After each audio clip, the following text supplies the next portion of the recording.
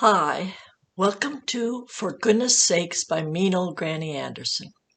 Today I'm going to share a write-up I found about the importance of having meals together. And it's based on my childhood meals that I had with my rather large family. There were 6 children in my family, 4 girls and 2 boys, and my grandma often lived with us and was there for a meal too. So we often had 9 people gathered around the kitchen table.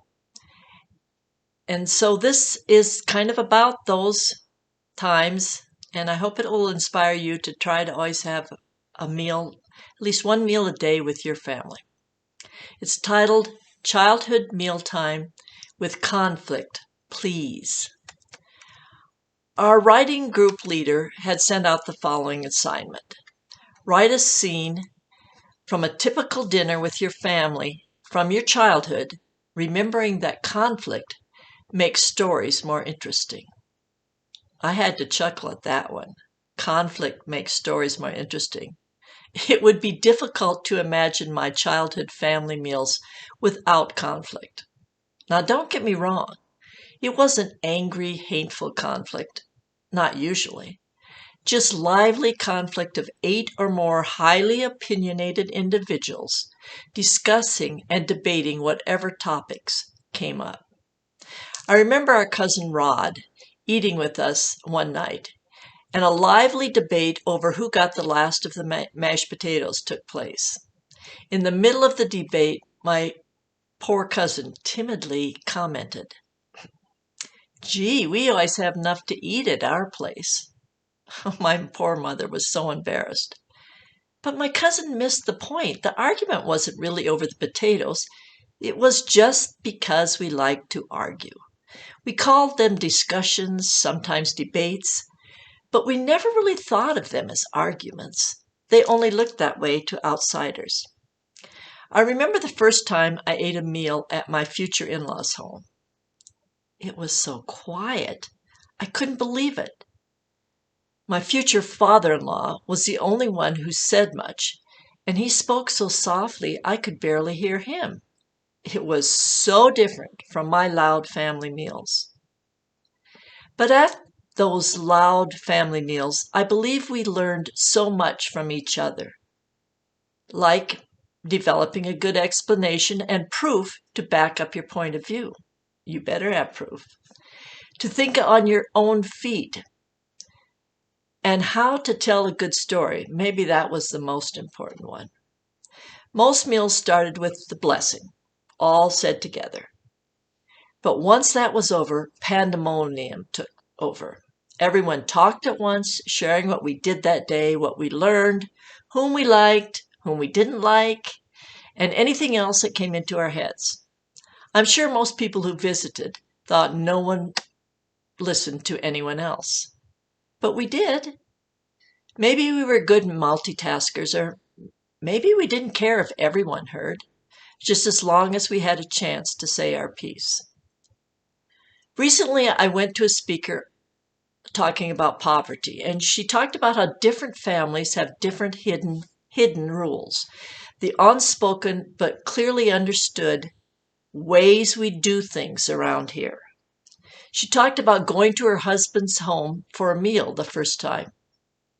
She couldn't believe everyone talked at once and no one seemed to be listening. Just the opposite experience of mine going to my in-laws.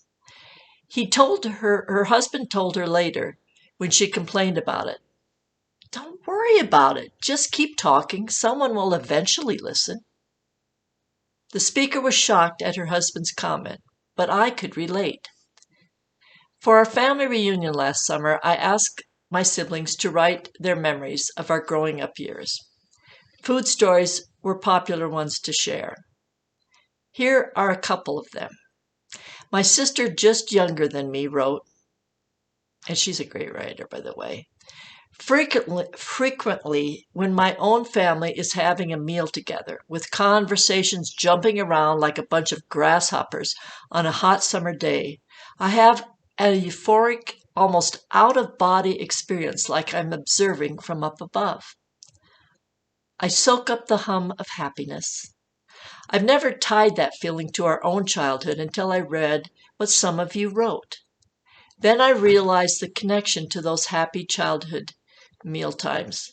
Whether we were at the picnic table out beside the Russian olive tree in the yard, in a busy little kitchen where we all squeezed in together, or once in a while when we were at the grand holiday dining room with having a grand holiday meal.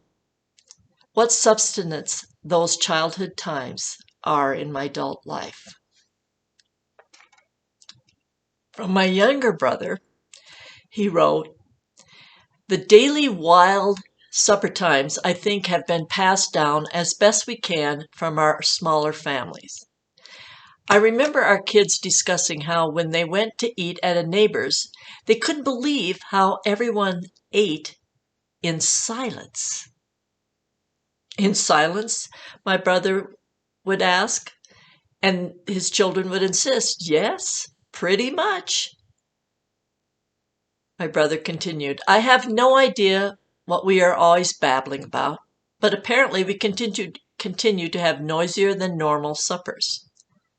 Now, without our daughter, it's not nearly as lively. Our son tries to take his food in to watch sports.